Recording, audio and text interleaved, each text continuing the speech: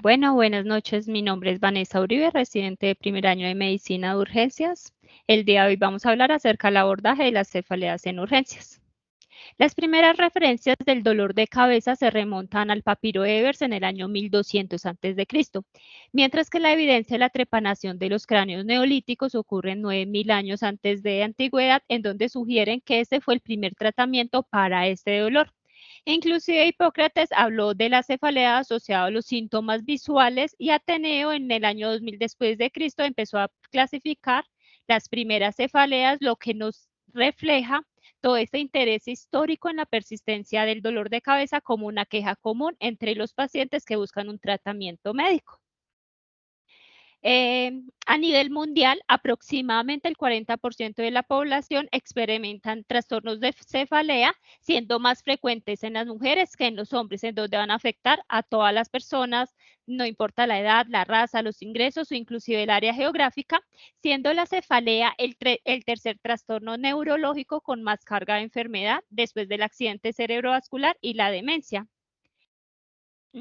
A pesar de esta gran prevalencia, solo una minoría de pacientes va a recibir un diagnóstico y un tratamiento adecuado, lo que subraya la necesidad de una mayor conciencia de este problema, ya que es una enfermedad que no solo es dolorosa, sino que también es muy incapacitante, generando una alta carga personal, social, de deterioro de la calidad de vida, e inclusive aumenta todos los costos financieros en el área de la salud, en donde se ha encontrado que la cefalea es la tercera carga de enfermedad neurológica.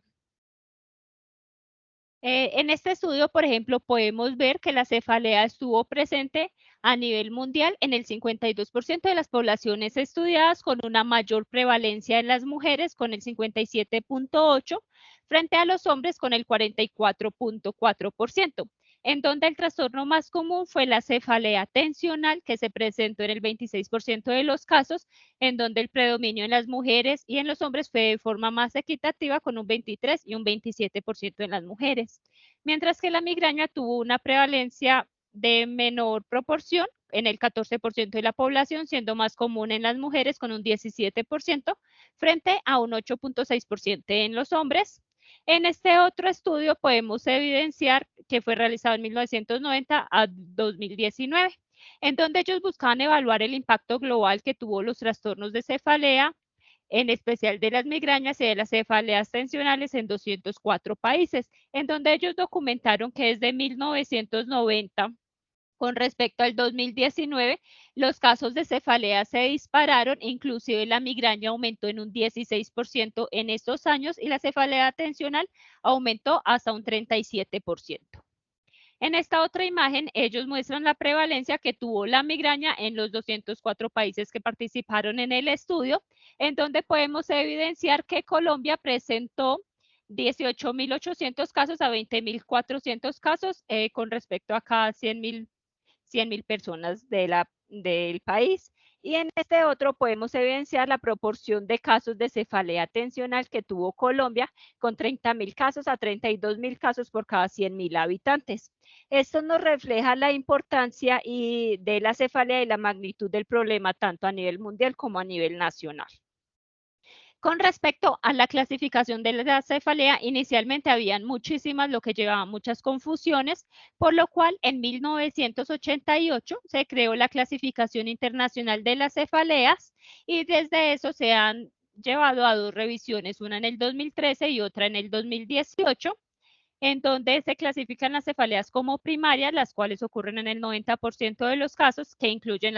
la migraña, la cefalea tensional, las cefaleas trigémino autonómicas y otras cefaleas primarias. Y ya en una menor proporción tenemos las cefaleas secundarias, principalmente las atribuibles a otros trastornos como los traumatismos, las alteraciones vasculares, los trastornos intracraneales no vasculares por sustancias, abstinencias, infección o por trastornos psiquiátricos. Y ya tenemos otras cefaleas que son las neuropatías craneales dolorosas y otros dolores de cabeza y de dolores faciales.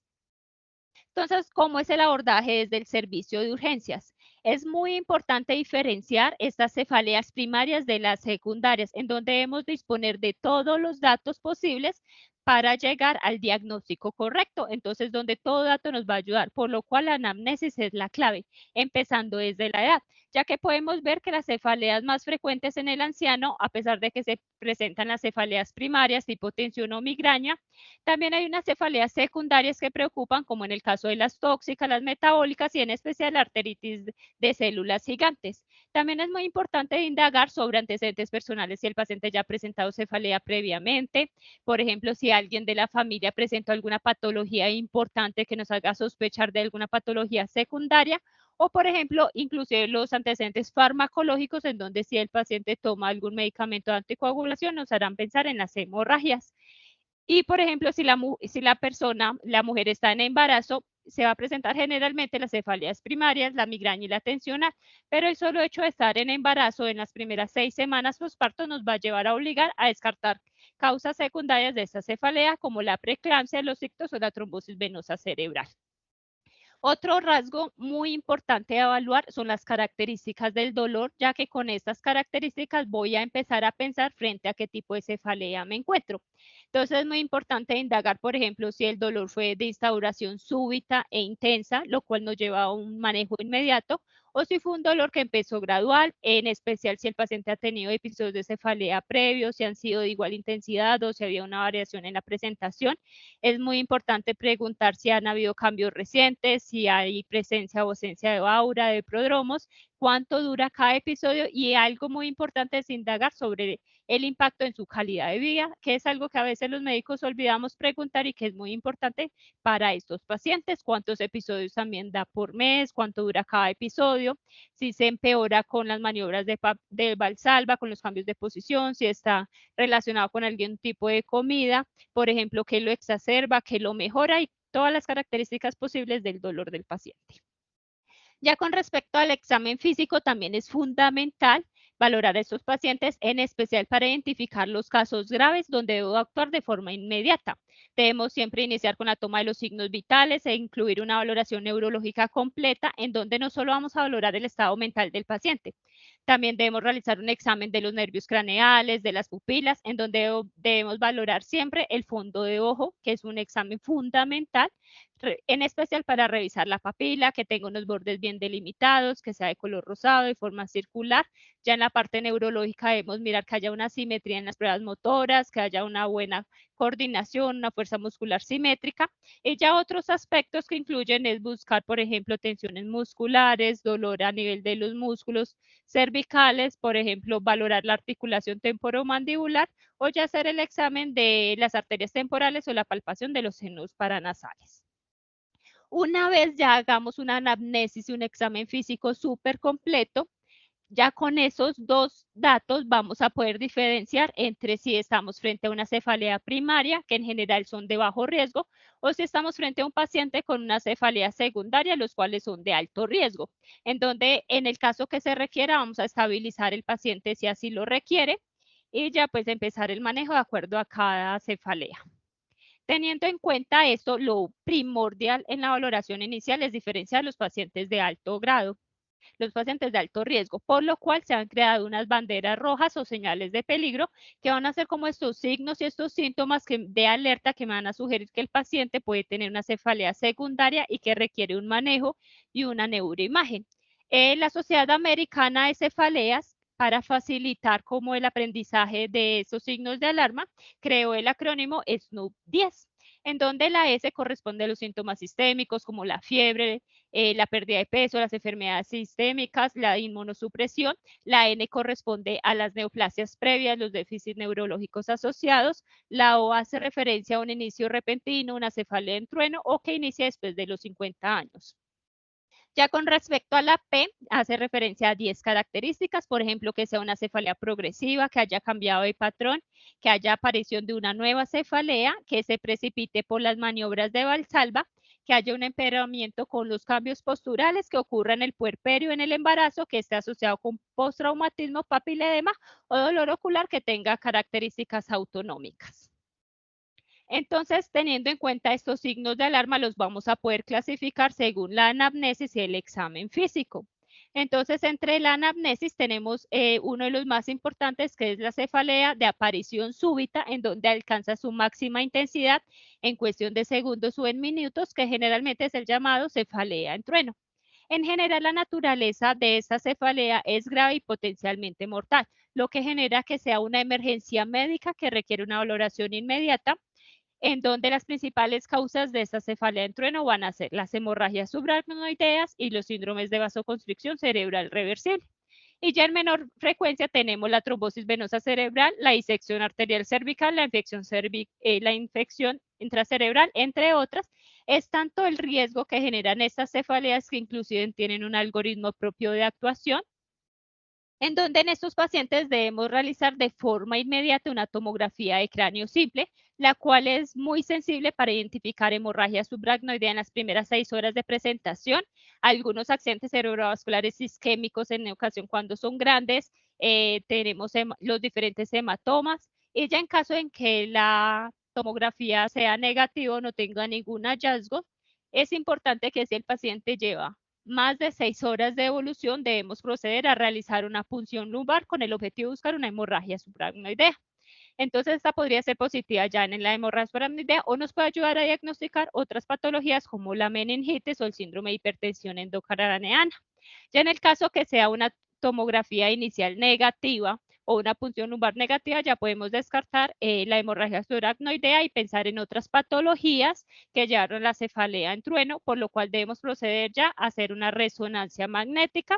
En general se hace de forma contrastada o simple, ya según la patología que esté sospechando, y ya ahí puedo ver otras causas como por ejemplo las trombosis venosas, aneurismas, disecciones arteriales o accidentes cerebrovasculares. Otros datos en la anamnesis que me van a ayudar a enfocar la etiología de esta cefalea es la alteración del estado mental, la presencia de convulsiones, lo que me sugiere, por ejemplo, causas vasculares, tumores, traumatismos, infecciones, aumento de la presión intracraneana. Ya tenemos también, por ejemplo, cefaleas que aumentan con el esfuerzo. Vamos a pensar en disección de la arteria carótida, vasoconstricción cerebral reversible, también en las hemorragias subaracnoideas, cuando los pacientes refieren que es el primer episodio y el peor episodio de la vida. También vamos a sospechar en las hemorragias subaracnoideas, los pacientes mayores de 50 años, vamos a sospechar que haya neoplasias o una arteritis de células gigantes, en especial cuando hay una nueva aparición del dolor o cuando hay un cambio en el patrón del dolor previo, lo que siempre obliga a descartar estas dos patologías. Y ya, como les mencionaba inicialmente, en las mujeres que estén en embarazo o en las primeras 6 semanas postparto, debemos siempre descartar que estén cursando con preeclampsia, con trombosis de senos venosos, una apoplejía hipofisiaria o una vasoconstricción cerebral reversible. Otros datos que nos llevan a pensar en otras patologías secundarias es pacientes con antecedentes de VIH, vamos a pensar en meningitis, tumores del sistema nervioso central, abscesos cerebrales. En el caso que el paciente tenga fiebre, hay muchas cefaleas asociadas a fiebre que corresponden pues a unas cefaleas realmente leves, pero hay unas características que nos llevan a pensar en meningitis, abscesos intracerebrales, y también hay que tener en cuenta que hay cefaleas asociadas a fiebres que inclusive no es un proceso infeccioso, sino que, por ejemplo, se presentan en la arteritis de células gigantes y en la hemorragia subaracnoidea puede llegar a presentarse la fiebre. Ya con respecto a los antecedentes farmacológicos, tenemos los medicamentos como los anticoagulantes para las hemorragias, los anticonceptivos orales para la trombosis del seno venoso y los medicamentos simpático-miméticos para pensar en hemorragia intracraneal. Ya en el aspecto de si el paciente tiene un antecedente de cáncer, hay que tener en cuenta dos aspectos. Si es un tumor intracraneal, vamos a sospechar en el efecto de masa del propio tumor. Pero si tiene un tumor extracraneal, vamos a pensar en los principales neoplasias que van a generar metástasis al cerebro, los cuales son el pulmón en el 19.9%, el melanoma en el 6.9%, renal en el 6.5% y el colorectal en menor frecuencia con el 1.8%. Y en los casos de cefalea que empeoran con la tos o valsalva, vamos a pensar en un tumor cerebral o cualquier otra causa que genere un aumento de la presión intracraneana. En los pacientes que consumen sustancias psicoactivas, en especial la cocaína, las metanfetaminas o los agentes simpático-miméticos, van a aumentar los accidentes cerebrovasculares y las hemorragias intracraneales. Y ya en caso de que utilicen sustancias psicoactivas intravenosas, siempre debemos sospechar la presencia de abscesos. Ya con respecto a la exposición tóxica, los dolores de cabeza que involucran a una misma familia, en especial en los meses de invierno, van a aumentar el riesgo o la posibilidad de que estos pacientes tengan cefaleas secundarias a una intoxicación por monóxido de carbono. Ya con respecto a las alteraciones visuales, es muy importante siempre preguntarlas, ya que una pérdida transitoria de la visión de un solo ojo nos lleva a pensar en una disección de la arteria carótida y de una neuritis óptica, pero en el caso de una pérdida de la visión por ambos ojos nos lleva a pensar en masas intracraneales o aumento de la presión intracraneana. Y ya en el caso en que ocurra alguna hemianopsia, son secundarios en la mayoría de los casos por una patología vascular como un infarto cerebral o una hemorragia intracraneana. Con respecto a los déficits específicos de cada par craneal, también es muy importante valorarlos. Por ejemplo, si hay antecedente de un trauma y hay una parálisis del tercer par, vamos a pensar en una hernia uncal. Pero si hay una alteración, por ejemplo, del sexto par, vamos a pensar en un aumento de la presión intracraneana. Y cuando hay una parálisis del segundo par no asociada a un trauma, vamos a pensar en arteritis temporal, una patología ocular primaria, una isquemia cerebral. Y ya en una parálisis del tercer par no asociada a trauma, vamos a pensar en aneurismas de la comunicante posterior. Por ejemplo, aquí podemos ver también lo del papiledema asociado a una hemorragia intracerebral. Con respecto al examen físico, también vamos a tener unas características que nos llevan a sospechar una cefalea secundaria. Por ejemplo, la rigidez de nuca nos lleva a pensar en meningitis, la alteración del nivel de conciencia nos lleva a pensar en episodios, algo que haya generado convulsiones, tumores, infecciones. En los casos que haya alteraciones a nivel de la papila, que por ejemplo que haya un edema de papila, nos va a hacer pensar en aumento de la presión intracraneana, entonces es muy importante valorar si solo hay papilema en uno o en ambos ojos, lo cual nos va a llevar a diferenciar diferentes patologías. Con respecto a las lesiones en la piel, también es muy importante valorarlas para mirar si está cursando con meningococcemia, por ejemplo, cuando inician lesiones con pápulas, posteriormente petequias, púrpuras que pueden llegar a confluir. Y el examen más importante que nos lleva a pensar en una cefalea secundaria son las anomalías neurológicas, en donde debemos valorarla de forma muy bien, porque van a haber unos cambios muy sutiles que, por ejemplo, son las asimetrías pupilares y son pequeñas, y ya van a haber unos cambios neurológicos que ya van a ser más pronunciados o obvios, por ejemplo, cuando hay una pérdida de la fuerza muscular en alguna extremidad, y en especial cualquier alteración en el examen neurológico nos debe hacer pensar en que hay una causa intracraneana y una cefalea secundaria en los casos. Ya, por ejemplo, aquí podemos observar el edema de papila, las lesiones por meningococcemia, y por ejemplo, en esta podemos observar lesiones por glaucoma de ojo, que es una edema de córnea.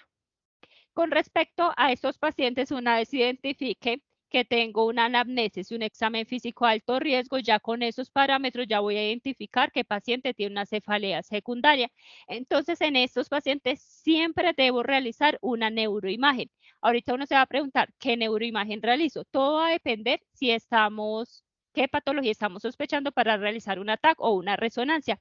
Pero por lo general lo que se indica es que en la paciente agudo, que sea una emergencia, se debe realizar una tomografía simple, ya que esta es muy sensible para identificar abscesos, hemorragias, hematomas,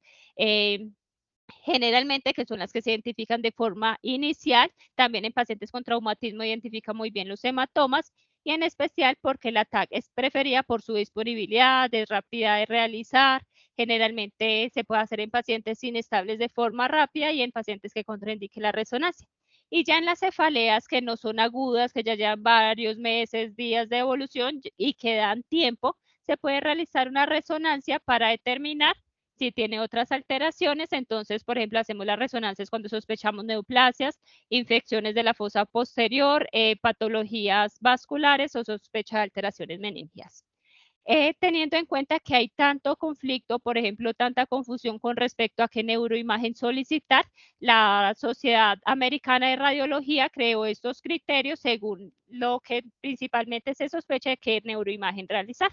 Por ejemplo, en la cefalea súbita, ellos aconsejan que la imagen inicial sea una tomografía cránea simple. En una cefalea con inicio nuevo, un cambio de patrón en el embarazo, en el periodo postparto, debe realizarse una resonancia cerebral sin contraste. En la cefalea que presenten ya sea fiebre, un déficit neurológico, haya antecedente de cáncer, un inmunocompromiso, se debe realizar tanto una resonancia simple como una resonancia contrastada.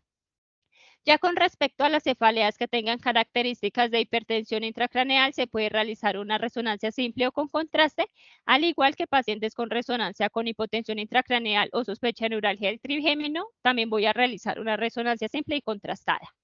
Ya cuando hay un antecedente de trauma, voy a realizar, es una tomografía simple, y en pacientes que tuvieron sinusitis y sospeche que haya una complicación a nivel de la órbita o intracraneal,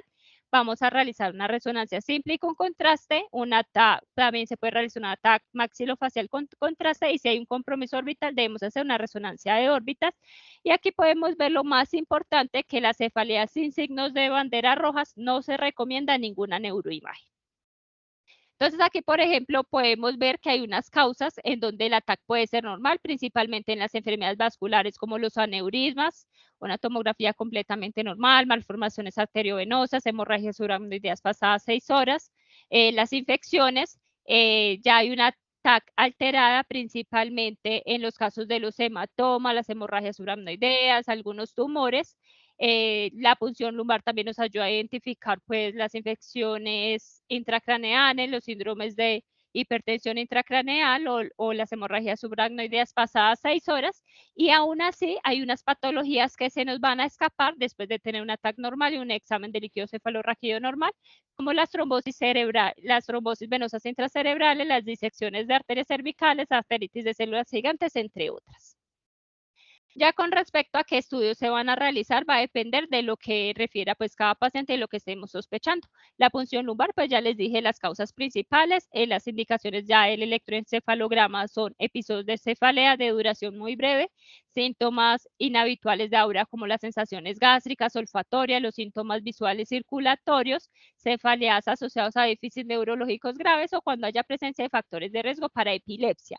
Ya con respecto al angiograma, se va a realizar cuando sospechamos aneurismas, malformaciones vasculares y disecciones arteriales, en donde últimamente se está optando por realizar otras pruebas en vez del angiograma, como la angioresonancia o el angiotac.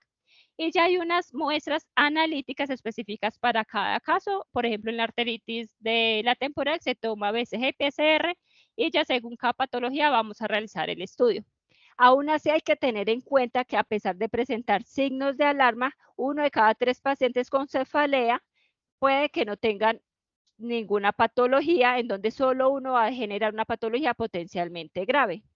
Por lo cual le traje este estudio realizado aquí en Colombia en el Instituto Neurológico de Medellín, que es un centro de referencia para patologías neurológicas y neuroquirúrgicas, en donde de 757 pacientes se documentaron que en general los síntomas graduales ocurren en el 82 al 87% de los casos. El dolor severo es en el 73% de los casos, en donde la punción lumbar normal era en el 68% de las casos y la STAC normal ocurría en el 79% de los casos. En general, todos se presentaban con un Glasgow mayor a 15. ¿Por qué traje este estudio? Porque podemos ver que el 68% de las causas son benignas. Pero ¿qué ocurre? El 8.9% van a tener una cefalea secundaria grave. ¿Cuál es el problema? Que pueden ser por neoplasias en el 1.9% de los casos, ictus 1.5%, hemorragias subaracnoidea en el 1.3% de los casos. ¿Qué ocurre? A pesar de que la mayoría de las causas son benignas, debemos identificar estos pacientes graves porque es que se asocian a una mortalidad muy elevada y una morbilidad muy alta. Entonces, digamos que si no identificamos estas cefaleas secundarias, va a ser un evento catastrófico en la vida de un paciente y su familia. Ya con respecto a algo como más corto con la hemorragia subaracnoidea, están de causas traumáticas y no traumáticas, en donde generalmente, como les mencionaba, es una cefalea en trueno que pueden tener alteración del estado de conciencia, vómito, rigidez del cuello. El 22% pueden llegar a morir inclusive antes de llegar al hospital, en donde, como les mencionaba inicialmente, se debe hacer un ataque de cráneo simple de forma inmediata. Se aconseja guiarnos con los criterios de Ottawa para sospechar a estos pacientes. Entonces son los mayores de 40 años con una cefalea súbita en trueno que inició durante el esfuerzo, con una pérdida de la conciencia puede ser transitoria, y que haya dolor o rigidez cervical. Debemos realizar los estudios. Si ya han pasado 6 horas, debemos realizar la punción lumbar. Podemos clasificar la severidad clínica por medio de la escala de Hunan-Hetz, que define según las clínicas presenta el paciente 1 a 5. También podemos clasificar la severidad con la escala de neurocirugía americana, en donde también lo clasifican de un grado 1 a 5, uniendo los scores del Glasgow y según si hay déficit o no motor. Por ejemplo, aquí podemos ver una hemorragia subaracnoidea, y la escala de Fisher ya es según los hallazgos tomográficos en grado 1, sin evidencia de sangrado. Por ejemplo, en la grado 2 ya vemos un sangrado difuso fino, En el grado 3 vemos un coágulo grueso mayor a 1 milímetro, y ya en el grado 4, cuando hay una hemorragia parenquimatosa y una hemorragia intraventricular. Ya con respecto al síndrome vasoconstricción cerebral reversible, es la otra cefalea que se presenta con cefalea en trueno, generalmente en edad media, en donde es un conjunto de afecciones caracterizado por un estrechamiento multifocal reversible de arterias cerebrales, en donde está esta escala, el RCBS-2 score, en donde se evalúan unos puntos que tiene, cuando es un puntaje mayor a 5, tiene una especificidad del 99%, con una sensibilidad del 90% para diagnosticar esta patología, mientras que un puntaje menor de 2 va a tener una especificidad del 100% con una sensibilidad del 85% para diagnosticar esta patología. Y ya en los casos en que la sospecha, debo realizar una neuroimagen. La TAC de cráneo en la fase inicial va a estar normal, y ya después, al sospecharla, vamos a realizar pues una angiografía en donde vamos a ver una imagen típica en salchicha, en las arterias de Willis, en donde podemos ver aquí en las flechas negras áreas de estenosis, y en las flechas blancas áreas de dilatación. No me detendré en esta pues por cuestiones de tiempo. Ya tenemos también las arteritis de células gigantes, en donde la vamos a sospechar en pacientes mayores de 50 años que tengan un inicio de dolor de cabeza de nuevo, un cambio en un patrón previo con alteraciones visuales, generalmente una pérdida transitoria de la visión monocular, cuando haya claudicación de la mandíbula, fiebre inexplicable, o hayan síntomas o síntomas de alguna otra anomalía vascular, en donde estos pacientes se les debe hacer BCG y PCR, la cual va a estar elevada, y el diagnóstico ya se hace por medio de una biopsia de la arteria temporal, y el manejo es con esteroides. Aquí ya hay otras causas de cefaleas secundarias en las cuales no me detendré pues por cuestiones de tiempo.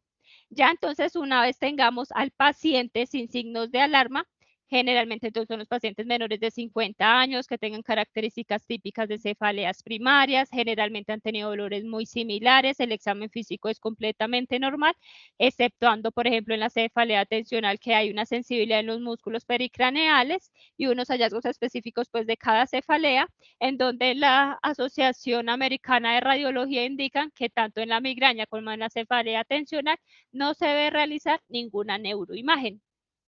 Entonces ahora uno se pregunta, ¿pero qué pacientes pueden llegar a tener riesgo si no hago una neuroimagen? Se ha documentado que los pacientes con migraña tienen un 0.4% de probabilidad de presentar alguna lesión, y en los pacientes con cefalea tensional tienen un 0.8% de presentar alguna lesión. Inclusive ellos dicen que igualmente este porcentaje puede no estar asociado directamente a la migraña o a la cefalea tensional, ya que, como les mencionaba al inicio, la cefalea se presenta en el 52% de la población, por lo cual los pacientes con migraña o una cefalea tensional pueden llegar a presentar neoplasias, infecciones, pero no relacionadas a su antecedente de migraña o cefalea tensional, sino porque pues es parte del porcentaje de la población que lo puede llegar a presentar. Pero como vemos acá, el riesgo de una lesión en la cefalea en racimos es del 5%, por lo cual las únicas indicaciones de neuroimagen en las cefaleas primarias son pacientes que cursen con cefalea del trigémino autonómica su primer episodio, o las migrañas con aura solo su primer episodio, para descartar una cefalea secundaria. Entonces tenemos que las cefaleas primarias son 4, son la migraña, la cefalea tensional, las cefaleas autonómicas del trigémino y otros trastornos primarios de cefalea. Con respecto a la migraña, es el motivo neurológico de consulta más frecuente, en donde se presenta el 5 al 8% en los hombres y el 15 al 20% en las mujeres, en donde más del 80% de los pacientes van a tener algún grado de discapacidad. Inclusive la migraña es la séptima causa de incapacidad a nivel mundial, siendo la segunda causa de incapacidad a nivel mundial por una patología neurológica seguida después del accidente cerebrovascular, en donde la migraña también ocupa el tercer trastorno más prevalente y que genera gran parte de incapacidad. La migraña también se puede clasificar en 3 tipos. Tenemos la migraña con aura, la migraña sin aura, la cefalea crónica, en donde el dolor típico de la migraña suele ser unilateral, tiende a ser pulsátil, se acompaña de náuseas, vómito, fotofobia. En general es una intensidad moderada que puede durar aproximadamente 4 a 72 horas, en donde estos pacientes van a buscar estar en una habitación tranquila, oscura, sin ruidos, y generalmente los factores desencadenantes suelen ser el estrés, la ansiedad, por ejemplo, en las mujeres los cambios hormonales cuando están en el periodo, o algunos alimentos como el chocolate, el queso o el ayuno. Con respecto a los criterios diagnósticos, basándonos en la clasificación internacional de la migraña, estableció que los criterios diagnósticos de la cefalea sin áurea son que cumpla 5 crisis con una duración entre 4 a 72 horas y que cumpla una de las características de cefalea que les mencioné anteriormente, por ejemplo, que sea una unilateral, pulsátil, una intensidad moderada y que se presente con náuseas o vómito o fotofobia o fonofobia. Ya con respecto a las migrañas con aura, deben cumplir unos criterios que pueden ser visuales, sensitivos, del habla, motores o aura retinianos. Como podemos ver en el primer episodio de migraña con aura, pueden presentar síntomas neurológicos que se pueden confundir con otras patologías. De ahí la importancia de realizar la tomografía en el primer episodio. Y ya tenemos la migraña crónica cuando se presenta mayor a 15 días al mes. Con respecto al tratamiento, el manejo de la migraña ha evolucionado significativamente, en donde inicialmente se manejaba con ergotamina, pero desde el consenso europeo del año 2000 y el consenso americano del 2003 se demostró que la ergotamina, debido a sus múltiples factores, efectos adversos como los eventos cardiovasculares, la bradicardia, el riesgo de isquemia, los efectos gastrointestinales de las náuseas, los vómitos, se empezó, digamos, a relevar esta y se empezó a considerar la primera línea de manejo con los triptanes, en donde ya hay múltiples estudios en donde muestran que los triptanes tienen una mejor evidencia con respecto al dolor frente a los AINES, al paracetamol e inclusive pues frente a la ergotamina, en donde no solo van a mejorar el dolor, también mejoran los síntomas digestivos asociados como la fotofobia y la fonofobia en estos casos. Y en los últimos ensayos clínicos, como los que podemos ver acá, podemos ver que últimamente hay nuevos triptanes que inclusive son mucho mejor a los que se utilizaban previamente. Por ejemplo, los últimos ensayos clínicos muestran que el L-triptán y el siratriptán superan al sumatriptán y al solmitriptán. Y son mucho mejores inclusive que los otros triptanes. El rizatriptán es más eficaz, por ejemplo, que el sumatriptán en reducir las náuseas y el dolor en cuestión de 2 horas. Aún así, no podemos olvidar todos los riesgos de los triptanes, como los riesgos cardiovasculares. Ahorita con respecto entonces, cómo vamos a manejar un episodio de migraña. La primera línea de manejo, en el caso en que haya una crisis leve o moderada, los pacientes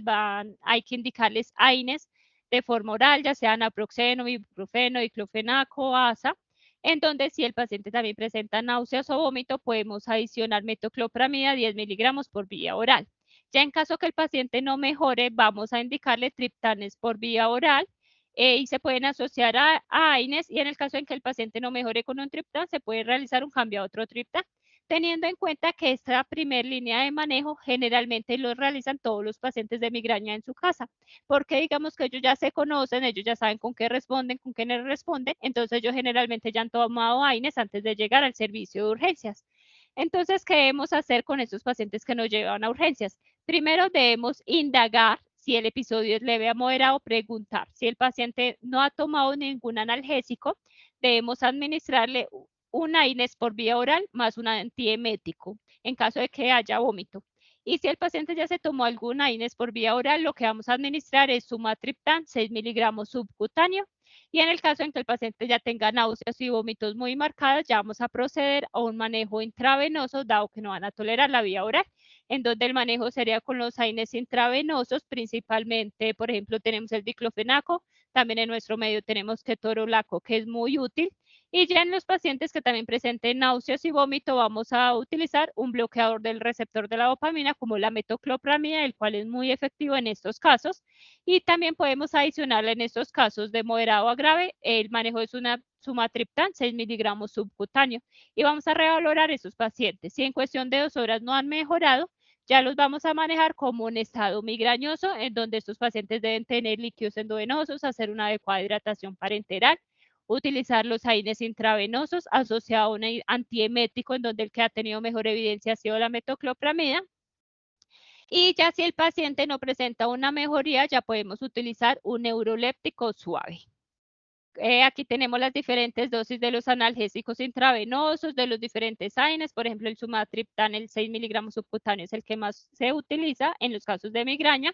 y tenemos los otros medicamentos. Ya en el caso en que el paciente no mejore a las 2 horas de este dolor de cabeza, ya vamos a iniciar con los esteroides, en especial la metilprednisolona en dosis de 40 a 120 miligramos o la dexametasona en 8 miligramos intravenosos. Y si a pesar de esto el paciente ya no mejora, vamos a utilizar un neuromodulador como el ácido valproico en un bolo de 400 miligramos y ya continuamos 1600 miligramos para 24 horas. En donde hay múltiples estudios que han demostrado que la metoclopramida es el antiemético más útil, en especial cuando se utiliza asociado a otra gente que cuando se utiliza solo. Ya con respecto a otros medicamentos, la clorpromacina ha tenido últimamente muy buena evidencia en el manejo del dolor de la migraña, en especial cuando se utilizan a dosis de 0.1 miligramo por kilo, pero hay que tener en cuenta que esta genera prolongación del QT, por lo cual debemos evitarlo en esos pacientes con riesgo cardiovascular. Con respecto al ondansetron, han habido pocos estudios, por lo cual todavía no se maneja en la primera línea. Y con respecto al haloperidol, han habido múltiples estudios controlados en donde cogieron un ensayo multiciego en donde utilizaron principalmente el haloperidol frente a la metoclopramida y se documentó que ambos tenían un buen manejo del dolor de forma similar, pero el problema del haloperidol es que presentaban mucha caticia, alteración neurológica, una somnolencia en el 80% de los pacientes, por lo cual se prefiere siempre y aconsejan utilizar la metoclopramida frente a este. Y ya sabemos que tanto los opioides como los barbitúricos pues nos aconsejan en el manejo de la cefalea. Ya con respecto al manejo preventivo, lo debemos utilizar en los casos en donde se presenten muchos episodios de cefalea, en donde la primera línea van a ser los beta bloqueadores y es muy útil en especial, por ejemplo, si el paciente adicional presenta ansiedad, hipertensión, teniendo en cuenta que los principales que se utilizan es propranolol o metoprolol y están contraindicados, por ejemplo, en los bloqueos auriculoventriculares avanzados o enfermedades pulmonares. Y ya en el caso que el paciente no mejore, podríamos cambiar a un topiramato, en donde, por ejemplo, los beta bloqueadores son muy útiles en las migrañas con y sin aura, y el topiramato se indica principalmente en la cefalea con aura. Ya con respecto pues a la migraña crónica no me detendré, la única diferencia es que si presenta un episodio agudo se maneja como les mencioné anteriormente y con respecto a la profilaxis utilizan principalmente el topiramato y ya en caso de que no mejore utilizan los beta bloqueadores. A pesar de eso, últimamente han habido muchísimos cambios con respecto al manejo de la migraña, en donde se ha empezado a demostrarse que la modulación de la actividad del péptido relacionado con el gen de la calcitonina se considera muy clave en la transmisión del dolor trigeminovascular en la migraña, por lo cual se han empezado a desarrollar nuevos medicamentos y anticuerpos monoclonales que utilizan este gen relacionado, en donde tenemos, por ejemplo, los últimos estudios es del Ubrogepant, en donde los últimos ensayos clínicos demostraron que era muy eficaz para la migraña aguda, que inclusive en cuestión de 2 horas resolvía el dolor, en donde se aconseja en dosis de 50 a 100 miligramos, inclusive fue aprobado por la FDA en diciembre del 2019. Tenemos el Rimegepant, en donde también ha sido muy eficaz y también sirve para prevención cuando se toma cada 2 días y fue aprobado por la FDA en febrero del 2020. Y tenemos el Sabegepant, en donde también es muy útil para la migraña. Se utiliza 10 miligramos por vía intranasal, pero este, por ejemplo, solo fue aprobado por la FDA en diciembre del 2023, lo cual pues hace poquito fue aprobado, por lo cual todavía no está pues en el país. Estos en especial es cuando los pacientes son de difícil manejo y no responden fácilmente. Ya hay unas diferencias a tener en cuenta respecto a la epilepsia occipital y la migraña con aura visual, en especial cuando la epilepsia se presenta el aura en cuestión de segundos, dura 2 a 3 minutos. En general no se presenta con náuseas, vómito ni fotofobia, mientras que la migraña sí. Ya con respecto a la cefalea tensional, es un tipo común de dolor de cabeza en donde se caracteriza por una presión bilateral no pulsátil de intensidad leve. La cefalea tensional es el que más se documenta en la población y genera discapacidad, en donde generalmente los desencadenantes son el estrés, la falta de sueño, la deshidratación y otros factores asociados. Aquí tenemos los criterios diagnósticos que estableció la Clasificación Internacional de Cefaleas, en donde debe ser una cefalea bilateral opresiva con una intensidad leve o moderada, que no esté asociada a náuseas ni vómito, y ya en el caso de la cefalea tensional crónica, es cuando se presenta mayor de 15 episodios al mes, durante 3 meses. Y ya como vemos aquí, las imágenes no están indicadas. Con respecto al tratamiento, se tratan los episodios de cefalea tensional, en especial cuando alteran las actividades físicas, en donde podemos dar un AINES o medicamentos que no son AINES, podemos dar acetaminofén, ibuprofeno, naproxeno, diclofenaco, dipirona, en donde si responden a cualquiera de estos manejos, los podemos dejar. Pero debemos pensar en especiales en la profilaxis en los casos que sean episodios que impactan en la calidad de vida o que se den de forma repetitiva, en donde la primera línea para la prevención en estos casos va a ser amitriptilina, donde vamos a iniciar a unas dosis muy bajas y ya vamos aumentando progresivamente. Ya de segunda línea tenemos la venlafaxina. Ya con respecto a las cefaleas autonómicas del trigémino, hay 4 cefaleas principales. Tenemos la cefalea en racimos, la hemicraneana paroxística, la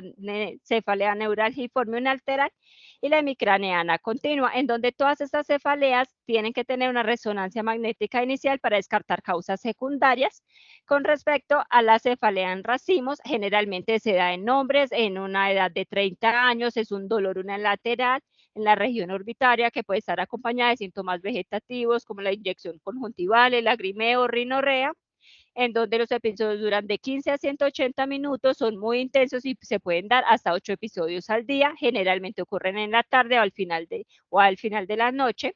en donde estos pacientes requieren una resonancia inicial y ya cuando nos consultan a urgencias, el tratamiento es con oxígeno alto flujo de 12 a 15 litros por minuto, adicional sumatriptan 6 miligramos subcutáneo. Y en estos pacientes debemos hacer un tratamiento preventivo, pero el tratamiento preventivo se demora en hacer efecto, por lo cual debemos hacer un tratamiento de transición con esteroides, generalmente con prednisona 1 miligramo kilo día,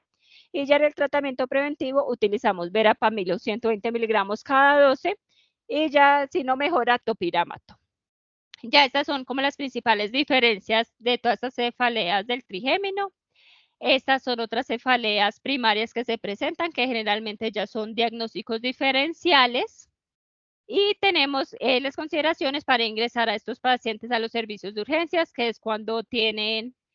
signos de cefaleas secundarias, estados migrañosos o cefaleas que estén afectando la calidad de vida y que tengan un dolor muy intenso que no han logrado manejar en la casa, por lo cual se deben manejar en el hospital.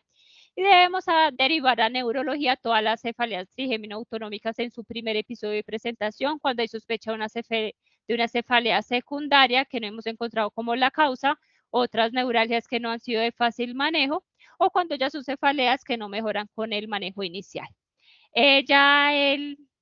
La Sociedad de Urgencias Americana ya indican lo mismo que les mencionaba anteriormente, que cuando hay sospecha de hemorragia subaracnoidea con un nivel de evidencia B, debemos utilizar la regla de Ottawa para definir qué pacientes pueden estar cursando con hemorragia subaracnoidea, hacerle un ataque de cráneo simple como una recomendación A, y en el caso en que lleve más de 6 horas, podemos hacer la punción lumbar con un nivel de evidencia C.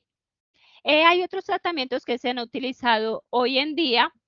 por ejemplo, para esas cefaleas que son de tan difícil manejo que no responden fácilmente, o por ejemplo que se cronifican, en donde empezaron a indicar los bloqueos anestésicos del nervio occipital mayor, en donde principalmente están para las migrañas crónicas. Tenemos la cefalea en racimos, otras cefaleas trigémino autonómicas, en donde se utiliza principalmente la lidocaína, la mevipacaína y la bupicaína, aunque estos ya son de manejo pues por parte de neurología. También hay unas nuevas indicaciones para el uso de la toxina botulínica en algunas cefaleas primarias que son de difícil manejo, por ejemplo, las migrañas episódicas de alta frecuencia, las cefaleas en racimos o la hemicraneana continua. Y también se están utilizando actualmente algunos anticuerpos monoclonales frente a las cefaleas que son de difícil manejo, como son esos tipos de anticuerpos, pero pues esta parte ya la maneja neurología en estos casos refractarios. Ya como conclusiones, tenemos que tener en cuenta que la cefalea es un trastorno muy frecuente en los servicios de urgencias, por lo cual debemos saber manejarlos de forma adecuada. Lo que quiero que se lleven principalmente es que la cefalea nos consultan muchos pacientes a estos servicios y muchas veces decimos, no, no es una cefalea de preocupar, pero si hacemos una adecuada anamnesis, un adecuado examen físico, vamos a identificar estos pacientes de alto riesgo, en especial que necesitamos descartar una patología secundaria que tiene un alto riesgo de complicaciones, y ya en los pacientes de cefalea primaria, indagar sobre su calidad de vida que genera este dolor y identificar a estos pacientes que se benefician desde un tratamiento preventivo para así evitar próximas crisis y manejarlos desde urgencias. Muchísimas gracias. Los invitamos a la próxima revisión del tema del próximo miércoles, neuroimágenes en accidente cerebrovascular. Muchas gracias.